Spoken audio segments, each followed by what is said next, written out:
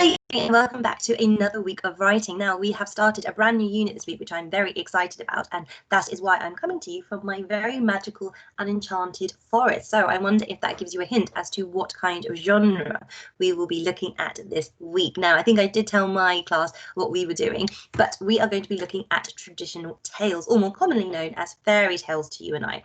Now, you should be familiar with this from year 2 when you did the story of Cinderella, but this time in year 3, you're going to be looking at a different fairy tale. But before we do that, we are going to spend today looking at the different features and all the great ingredients that go into a really good traditional tale. So first thing we're going to do is do our do now, and then I will go through some of the features of a traditional tale, and then I will show you what your task is. Now, for this entire lesson, all you are going to need is something to write with and a piece of paper. There are no worksheets, so nothing to be printed out. The only thing that you may need is the reading text. So I've given you a couple of examples of fairy tales that have been uploaded to your home learning worksheet, so you can have those ready out for you. So first thing I'm going to do is share my screen and show you what your do now is. Now, for your do now, I have given you a text there, and in that text I have been very lazy and very clumsy and written lots of words incorrectly. What I would like you to do is to read through that text with me, and then you are going to spot any of the spelling errors, note those down, and then write what the correction should be.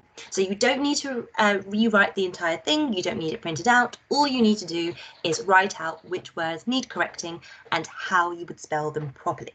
So I will read it out for you now, and then I will ask you to pause the video to give you some time to be able to read yourself and write down any of your corrections. Then press play when you are ready for me to go through the answers with you. So this is how the story or the text should read. There were lots of children playing in the park that day. In fact, there were so many that Ollie could no longer see where his beloved dog Frankie had gone. Ollie began to frantically race around the park, calling Frankie's name. "Frankie, where are you?" he cried with worry. Frankie was his best friend, and he hoped he hadn't gone too far. It was only a few moments later when Ollie heard a familiar barking noise. His heart leapt when he thought it could be Frankie. So, pause the video now, do your corrections, and then I will be here to go through the answers with you. So, hopefully you pause because I'm about to go through the answers now. So, there needed E on the end, were, not where, so we didn't need that H. There were lots of children playing in the park that day. Park doesn't end with a curly K, a C, it ends with a kicking K, a K. In fact only needs a C, there again, and were again. So many that Ollie could is C-O-U-L-D, no longer see where his beloved dog Frankie had gone. Gone has a silent E on the end. Ollie began to frantically race has a soft C, around the park calling Frankie's name. "Frankie, where are you?" he cried with has TH on the end, and worry has RY, not a double E. Frankie was AS, his best friend. Friend has a silent I before the E, and he hoped he hadn't gone too far. It was, already corrected was before, only a few moments later when Ollie heard. Really good tip with heard or hear is you hear with your ear, and ear is spelled E-A-R. A familiar barking, G on the end, noise. Noise needed a S, not a Z. His heart leapt has a silent A after the E. When he thought is spelled T-H-O-U-G-H-T. The fort spelt with F-O-R-T, that's sort of like a castle or a building with defences. It could, we've already corrected, be Frankie. So if you still need time to go through your answers or you missed anything out, pause the video again, press play when you are ready for me to go through the rest of the lesson. Okay, so what is a traditional tale? Traditional tales are stories that have been passed down by storytellers, so by mouth, from place to place. So they've been told out loud or orally from generation to generation. So this means one person told it to their child, and when that child grew up, they told it to their child, and so on and so on. So the stories were handed down by people before eventually being written down. Now, these kind of stories are ones that we might not actually know who the original author was. So many people have adapted it, so taken the story and told it pretty much how it is, but changed slight elements. We don't really know where they originally came from. Now, examples of traditional tales. Fairy tales are commonly what we think of when we talk about traditional tales, but something I really want you to remember is that not all Disney films are traditional tales. It's very true that Disney have done a lot of fairy tales and made them into films like Cinderella and Snow White, which you can see in my pictures here, but not all Disney films are traditional tales, and I'll speak about that more in a second. Examples, though, of traditional tales are Cinderella, Snow White and the Seven Dwarfs, The Three Billy Goats Gruff, Little Red Riding Hood, Jack and the Beanstalk, The Three Little Pigs, lots and more that I'm sure you'll be able to tell me. Now, Disney has made lots of those films, but there are some that are Disney films that aren't traditional stories. So the more modern ones like Frozen and Coco, although they may seem like traditional tales and have lots of features of a fairy tale, they're not actually traditional tales. So that's something to keep in mind. So who is the audience? Who are these traditional tales or fairy tales written for? Usually small children. The features and the way they are written and told usually suit a much younger audience. So think about your younger brothers and sisters, or even you when you were a bit younger. And the purpose, so the reason for these stories, is to entertain. So some of these traditional tales may have a lesson to be learned in the end, but usually they're to entertain and to enjoy. So now that we know what a traditional story is and why we write them, now we're going to look at the ingredients. So that means what goes into a really good traditional tale. So first off, you will have your magical characters. Now this could be a wizard or a witch, it could be a dragon, fairies, even animals that talk would also count as magical characters, because obviously that's not something that unfortunately doesn't happen in real life, but you will get lots of talking characters in fairy or traditional tales. There will always be, or mostly, or usually, hero versus villain, a fight between good and evil. So that's one of the reasons why I asked you who your favourite villains were last week on your home learning. But you might have a wicked stepmother or a wicked witch, and you might have the good children. You might have an evil dragon keeping a princess locked up in a tower. So there's always a fight or a battle between good and evil, and usually in a traditional tale, we want good to prevail, and good usually does win out. Okay, so like I said, you will have the talking animals and creatures and objects, and a really good story, which I'm so glad you did in year 2, which is an example of this, is Cinderella, because Cinderella has the pumpkin turning into the carriage, and it has the candles talking. So things that don't usually talk but are animated are usually features of a traditional tale.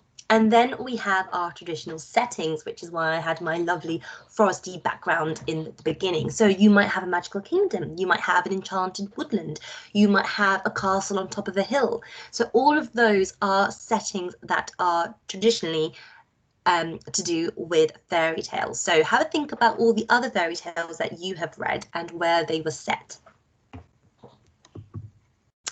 And another one which we are really going to be looking at this week is repetition, and that means repetition of characters. So you have the 3 little pigs, or the 3 Billy Goats Gruff, or the 3 bears and Goldilocks. So you have things that are the same again and again, but also in the language that is used. So for instance, in the 3 little pigs, you have the wolf constantly saying, "I'll huff and I'll puff and I'll blow your house down." In the 3 bears, you always have them saying something like, "Someone's been sitting in my chair, someone's been sitting in my chair." And you also have Goldilocks saying things like, "This porridge is too hot," or "This porridge is too cold." I think it's been a very long time since Miss Chowdhury's read her fairy tales. But the reason for this repetition is that it sticks in the head, and it's really easy for younger children to remember the structure of the story if you repeat things again and again. So that's something that I really want you to look for when we are writing our traditional tales later on in the 3 weeks. So if you want to pause the video, I have also got this really lovely sort of information map here, which goes over what I've just said, but I will happily go through this as well. So the definition, so the meaning of a traditional tale is a story about fairies and magic, not always about fairies as we know, but it's usually told through many generations. Remember I said it's told from one person and they grow up and tell it to their children, and then they grow up and tell it to their children. And key features, so things that I didn't mention. So often they begin with things like once upon a time, or in a land far, far away, or in a kingdom far, far away. All of those are very much to do with traditional tales. Love and magic are also quite common. You have talking animals, princes and princesses, and the ending usually goes along the lines of people living happily ever after. So remember, I mentioned that sort of battle between good and evil. And key words, so words that are commonly used in a traditional tale, you would have particular language, so things like enchanted, three wishes, castle, evil, wicked, unknown, brave, in love, beautiful, spell. All of those are words that you are likely to read when you look at traditional tales. And then the setting, so like I said, magical kingdoms, a land far, far away, cottages, forests, woods, all of those very common when you read traditional tales. So what we are going to do now, I have this table, you don't need to worry about this, but I have written my features here. So in my table, I've got magical characters, settings, heroes, villains, and repetition, and then I've got a space to write examples. Now what I'm going to do is read the story, or part of the story, of Goldilocks and the Three Bears. Now as I'm reading, I am going to note whether I can find any evidence for any of those features. Now if you want to do this yourself, that's absolutely fine. You don't need the sheet, you can just write the heading with the evidence next to it, but I'm going to go through it and have my text ready. So let's just make that slightly smaller and put it in black. Great. So once upon a time, there lived three bears in a cozy cottage in the middle of the woods. So three bears would be the repetition because there's three of them. Three bears. And then I've got my setting, which is a cozy cottage. I like that word cozy. So cozy cottage. And where is the cottage? In middle of the woods. Brilliant. She knocked. Oh, sorry. One sunny morning, a little girl called Goldilocks went for a walk. At the end of a path, Goldilocks found a cottage in the middle of the woods. See, there is that repetition again. So cottage in the middle of the woods. So if a young child was listening to this, they would really remember that cottage in the middle of the woods. She knocked, and when nobody came to the door, she sneaked inside. On the table, she found 3 bowls of porridge. So again, I could put that into magical characters, probably not settings, no heroes, well, it's a bowl of porridge. Villains, I don't think it's an evil bowl of porridge, that would be very silly. Repetition, however, so I could also write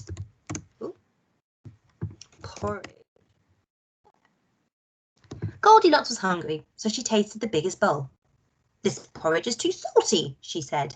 Next, she tasted the medium-sized bowl. This porridge is too sweet, she said. Then she tasted the smallest bowl. This porridge is just right, she said. So she ate it all up. So I don't have any space, but I wonder if you can spot any other repetition there. So it would be the fact that she's saying this porridge is too, this porridge is too, and then being happy with the last piece. So I'm just going to copy this over because I know probably going to need that in the next section. So let's see. Yay, fit it in. So let's read the next. Goldilocks wanted a rest, so she walked into the living room. Now, I have a funny feeling that even though she's not evil, she's probably not the positive character. She's probably not who I'm rooting for. So I'm going to put Goldilocks into villain there. Poor Goldilocks, I don't mean that really. She saw 3 chairs there. Oh, another 3. First, she sat in the biggest chair to rest her feet. This chair is too big, she said. Next, she sat in the medium-sized chair. This chair is too big too, she said. Then she sat in the smallest chair. Again, I'm getting the repetition of objects. This chair is just right, she said. Just as Goldilocks settled into the chair, it broke into lots of pieces. By now, Goldilocks was very tired indeed, so she went upstairs to see the bedroom. She saw 3 beds there. So again, I've got 3 beds, I've got 3 chairs, so I can put that in. Had a bit of space there, lots of repetition in the story. She lay down on the biggest bed. This bed is too hard, she said. Next, she lay down on the medium-sized bed. This bed is too soft, she said. So I'm not going to read the whole story to you, but you can see how I'm finding that evidence just from this small section of the story. Loads of repetition in this. I know that my villain, or I feel bad calling her that, but the character that perhaps is the not so heroic is Goldilocks. And so if I read a bit further in, I probably would think that the hero might be the bears or even my magical characters, because I have a funny feeling they're probably going to talk a bit later on. But I also have my magical setting, which is the cozy cottage. So your task is year 3. I have given you 2 texts which are uploaded to your home learning worksheet, and they are 2 examples of fairy tales or traditional tales. What I want you to do is read through those texts. So again, they're linked on the home learning worksheet. You are going to do exactly what I did. You're going to look at those headings that I have here, and then you're going to write evidence on a sheet of paper of what you can find in those texts. Now, I'm going to show you how you can lay that out on a piece of paper, because you don't have this worksheet, because I don't want people printing out things they don't need. But if you would like to challenge yourself as well as finding all of those features, can you tell me other language that you would find in a traditional tale? So like Once Upon a Time or In a Land Far, Far Away. Are there any other fairy tales or traditional tales that you can think of? Write me a list. So what I'm going to do now is stop sharing my screen. Oh, I'm back in my magical forest. I love my magical forest. And I'm going to show you how to lay out your work. So let's do that. And I'm going to get rid of my background so you can see my table. So you can see here I have made a table for myself without the worksheet. So I've got my features here. So I've got magical characters, settings, heroes, villains, and then if I just shove it up a little bit, I've got repetition there at the bottom. And then I've boxed that off, and I've got a space now for evidence from the tales. So remember, my magical characters, any characters that talk, or are there fairies, are there goblins or trolls, I don't know. Setting, so remember I had the cozy cottage from the 3 bears. Now you don't need to use the 3 bears like I did, but if you can remember any, that's great. Woods, I might write about an enchanted forest. So even if these aren't included in the text I've given you, if you can think any of your own, fantastic, put them in. So let's see if I can remember much from the story, or the part of the story I read of Goldilocks. So my villain, I know I said, quite sadly, I'm going to say it's Goldilocks in this case, but I don't mean she's evil. Probably just a bit cheeky, a bit like some of you, I think. Magical characters, I'm going to say the 3 bears, because I know the 3 bears often talk in this tale, and I'm going to just put in brackets that they talk, and that's why they're magical. Repetition, so the 3 beds, oh, you can't see that, 3 beds, the chairs, the bears, the porridge, and also you can write all the repetition of what they say. This bed's too hard, this bed's too soft. So that is how I would suggest you set it out on a piece of paper. Upload it to Cecil so we can see all your fantastic ideas, and definitely keep your work handy, because you're going to need that later on when we come to write about traditional tales ourselves. So let's switch that over, and I look forward to seeing your fantastic work on Cecil. And now I'm back in the real world, no longer in my imaginary or enchanted forest. So back to work we go.